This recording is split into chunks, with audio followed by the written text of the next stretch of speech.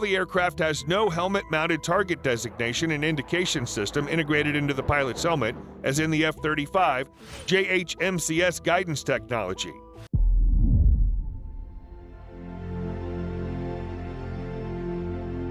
Hi folks, and welcome back to the Storm & Cellar. Today we'll take a look at the modernization program for the F-22 Raptor. The Raptor is a single-seat, twin-engine, all-weather stealth fighter jet for those of you who aren't familiar with it. Although it's 25 years old, it's the undisputable best fighter jet in the world. So let's take a look at the video and I'll break down some of the problems and requirements for use.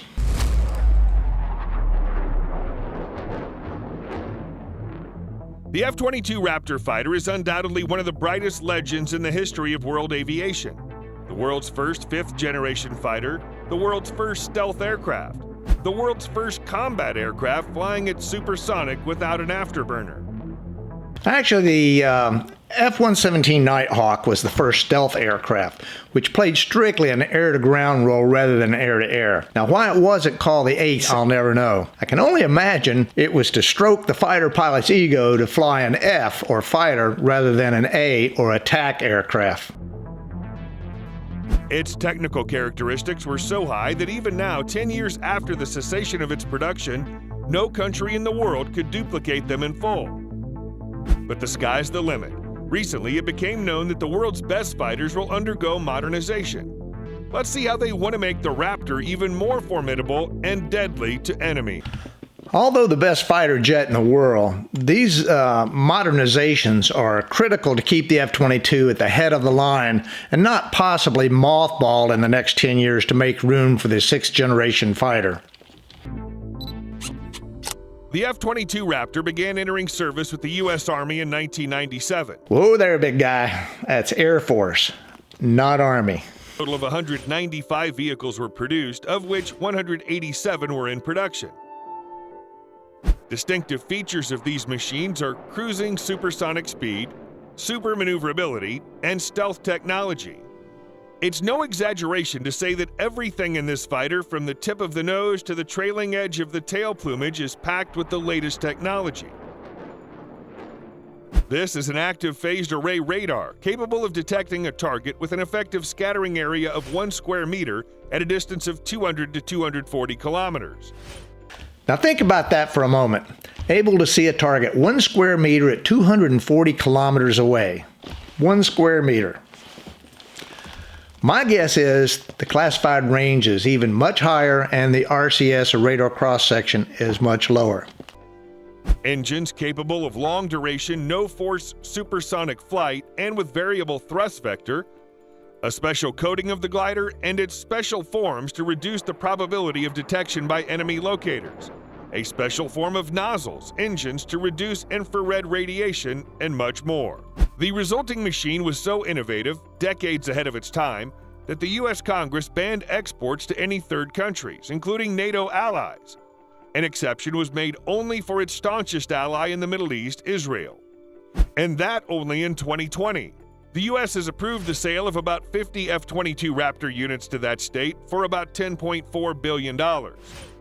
Making this fly... First, remember, the F-22 was already decades ahead in technology, so tuck that away in the back of your head there. Secondly, highly doubt that Israel will ever see F-22s. First, Congress would have to pass a law to make foreign sale of that aircraft possible, which could happen, I guess. But second, the Air Force would have to open the F-22 line again to start production. I definitely don't see that happening at all. Originally, it was an air superiority plane. For that purpose, it was armed with 6 medium-range AIM-120C AMRAAM missiles and 2 short-range AIM-9M Sidewinder missiles. Well, also a 20mm M61A2 Vulcan cannon. The Raptor could only use GBU-32 Joint Direct Attack munition to defeat ground targets. In other words, while the F-22 was armed to the teeth against air targets, against ground targets it was a rather mediocre machine. The Raptor was only designated as an all-superiority fighter. When there was no longer a real air-to-air threat, the exorbitant cost of the Raptor and to justify the aircraft, the U.S. Air Force felt forced to try and make it a multi-role aircraft as well. They even call it the FA-22. They were definitely scrambling to make the F-22 viable and to save the program. On November 5, 2021, the U.S. Air Force announced that it signed a $10.9 billion contract with Lockheed Martin to maintain and upgrade the F-22 Raptor fighter jets. The undisclosed agreement is to be implemented under the F-22 Program Office's Advanced Raptor Enhancement and Sustainment Program. The work will be carried out in Fort Worth, Texas. It's stated that this upgrade will allow the aircraft to remain in service until the 2060s, when they'll finally be superseded by the sixth-generation aircraft. Some of our viewers may have a question about the amount of the program, more than $10 billion. As a result of the high cost of the F-22, Congress decided to cut funding, and the Air Force had to make some really hard cuts to the necessary and required combat systems, which are now needed to put back into the jet to make it viable well into the 21st century. But the F-22 Raptor is unique. First of all, this aircraft was finally discontinued more than 10 years ago in 2011. That's why it's not possible to change anything drastically in the modernization process. Secondly, an airplane with a low EPR is very difficult to modernize at all. In a conventional aircraft, the same infrared sensors can simply be installed in a container outside the cladding. The F-22 cannot do this. It would impair its invisibility. Again, to add systems to a stealth aircraft, in particular the F-22, everything has to be re-engineered internally to preserve its stealth capability. This means other systems have to be reduced in size and moved to fit newer upgraded systems into the aircraft. And yet, Lockheed Martin is taking on the daunting task. The modernization will consist of two stages. Firstly, the fighter will have its equipment upgraded, and then the software. The upgrade programs are called Baseline 3.2B and Update 6. Details of these programs are not disclosed. Unfortunately, building the systems and then developing software has problems within itself. The F-35 software has been problematic, and the long pole in the tent, that aircraft mission capable rate, has been down for some time because of it. Experts believe that the aircraft will finally be integrated with air-to-surface missiles, such as AGM-158 JASSM, a development of the same Lockheed Martin and which is armed with the F-35. Also, the outdated AIM-9M and AIM-120C air-to-air missiles will be replaced by the newer AIM-9X and AIM-120D. Also, pilots will receive helmets like F-35 pilots with the aforementioned JHMCS technology. The AGM-150 JASSM will give the F-22 a real chance to perform an effective attack role.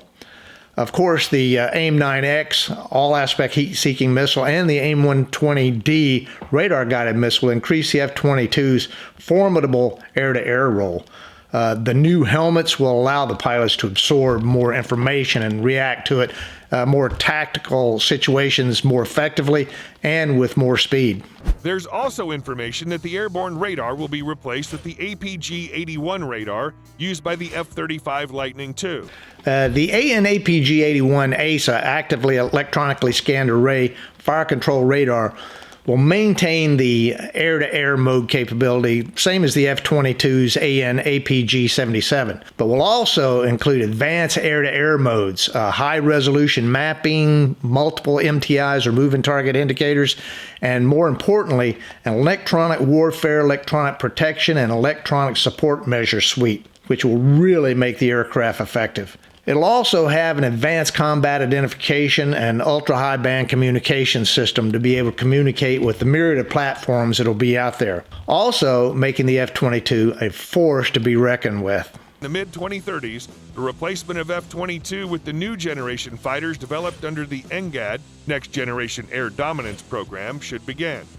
The fighters designed and built by Lockheed Martin will be, on average, 40 years old. But as we said, the legend of world aviation would serve until the early 60s. At one time, there were voices in the U.S. that the F-22 project was a dead end. As they say, the plane turned out to be very expensive and not multi-purpose. But the practice of its application showed that it's quite a successful combat vehicle. As a result, it was decided to keep them, but subjected to modernization. With these new advanced systems on an already superior fighter, I'd say the F-22 will be around at least until 2040, 2050. However, unlike the F-35, the Raptor is not modular, which makes it very difficult and costly to add more systems and subsystems. Furthermore, there's no mention in the video that the F-22 will have sensor fusion added to it. This AI, or artificial intelligence capability, computes all sorts of tactical data into one screen, allowing the pilot to take the data and become a tactician rather than an operator. This makes the aircraft so much more lethal. In my opinion, the biggest shortfall of the F-22 is now the low mission capable rate, which has fallen to about 68% in the last couple of years. This will definitely need to be addressed before sinking billions of dollars into the aircraft modernization program. Okay, hope you enjoyed this video. If you did, please give me a thumbs up and subscribe to my channel. Be sure to share with your like-minded friends. Also, I really like hearing your thoughts, so leave them in the comments section below. So until next time, make sure your takeoff and landings equal.